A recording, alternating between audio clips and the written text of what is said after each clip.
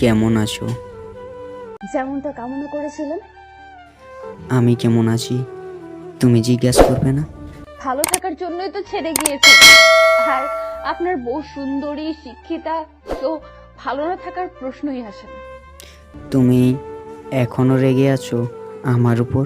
না, তাহলে অভিমান করে আছো? কোন অধিকারে? তোমার কোনো অধিকার নেই। ছিল, বাট কেড়ে নিয়েছেন। আপনি করছো কেন? তোমার মুখে আপনি কথাটা শুনলে অনেক কষ্ট হয়ে জানো। তুমি বললে আপন মনে হয়, তুই বললে ঘৃণা চলে আসে। আর এতটাই ভালোবেসেছি যে ঘৃণার কোনো স্থান নেই সেখানে। আর আপনি আপনাকে সম্মান করে। নাকি তা ছিল? হাসালেন। সেই ক্ষমতা কি আর আমার আছে? ছিল তো আপনি করেছেন, আর কুকুরের মতো লাথি মেরে তাড়িয়ে দিয়েছেন। ভালো কি তুমি একাই বেসেছিলে? আমি বাসিনি? যদি বেঁচে থাকতেন তাহলে ওই বুকে অন্যের স্থান হতো না। ভালোবাসলে কোনোদিন ছেড়ে যেতেন না।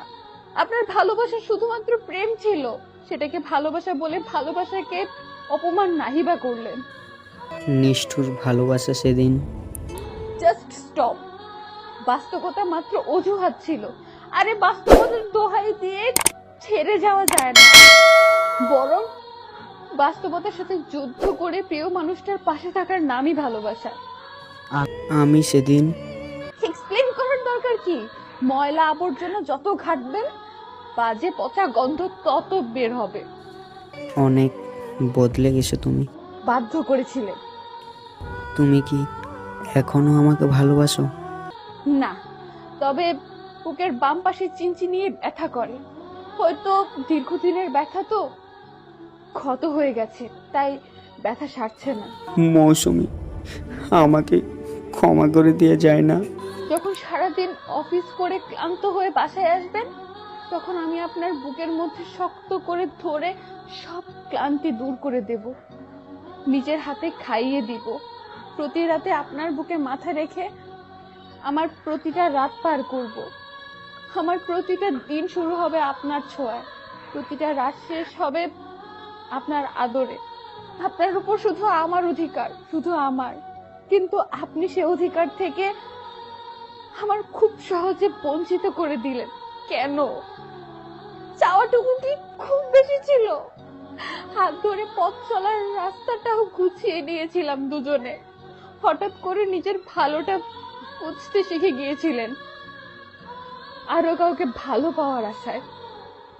সেই শক্তি পাশেই যখন থাকবেন না, তবে স্বপ্ন কেন দেখিয়েছিলেন? মাছ নদীতে এসে কেন হাতটা ছেড়ে দিলেন? একবারও ভাবলেন না আদৌ তীরে পৌঁছাতে পারবো কিনা? যেদিন আমার প্রশ্নের উত্তর দিতে পারবেন, সেদিন না হয় ক্ষমা করব। প্লিজ জান, আমাকে ক্ষমা করে দাও। আর কষ্ট দিও না নিজেকে, প্লিজ। বাহ, ভালোই তো। চারপাশে আগুন জ্বালিয়ে দিয়ে জিজ্ঞেস করছেন চলছে কেন। আমি স্বীকার করছি, আমি ভুল করেছি। ক্ষমা করে দাও আমাকে। আমি তোমার দুটো পায়ে ধরে অনুশোচনের আগুনে পুড়ে মরে যাচ্ছি আমি। পোড়াতেই যখন পারবেন না, তো পোড়ান কেন? যত পোড়াবেন তত পুড়বেন। আর ক্ষমা, সেটা না হয় উপর আল্লাহর কাছেই চান। কলিজা বলেই তো ডাকতেন, সেই কলিজা ফুটো করতে বিবেকে বাঁধলো না। তবে কি জানেন, ছেড়ে গিয়ে জীবনের মানে শিখিয়েছেন। নিশ্চুপ আবেগ এখন আর হানা দেয় না। তুমি কি অন্য কাউকে ভালোবাসো?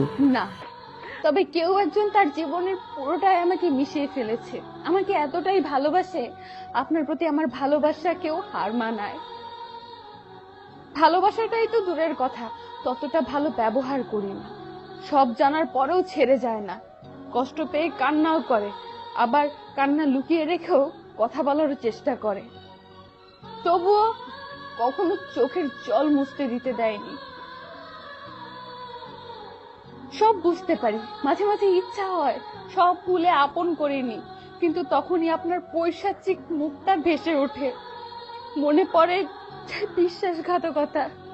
বলি আমাকে ছেড়ে যাও, সে বলে তোমার খেয়াল রাখার জন্য হলেও সারা জীবন থাকতে চাই।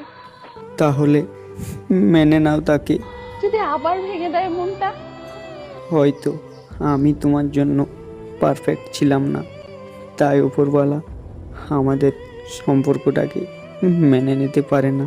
হয়তো চেষ্টা করব, আর যদি না পারি এই প্রতারণার আগুন জ্বলবে সারা জীবন এই হৃদয়ে। আর জ্বলবে সেই মানুষটা যে অসম্ভব ভালোবাসে আমাকে।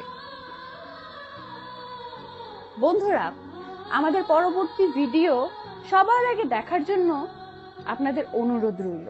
যদি পরবর্তীতে দেখতে চান তাহলে আমাদের চ্যানেলটি সাবস্ক্রাইব করে পাশে থাকবেন। আর হ্যাঁ, যদি তোমরা এরকম ভালোবাসার গল্প দেখতে চাও তাহলে আমাদের চ্যানেলটার সাথে থাকবে এবং চ্যানেলটাকে একটু লক্ষ্য রাখবে। হয়তো একটু দেরি হচ্ছে ভিডিও দিতে, বাট চ্যানেলটাতে ভিডিও আসবে খুব ধামাকাদার, তাই চ্যানেলটাকে লক্ষ্য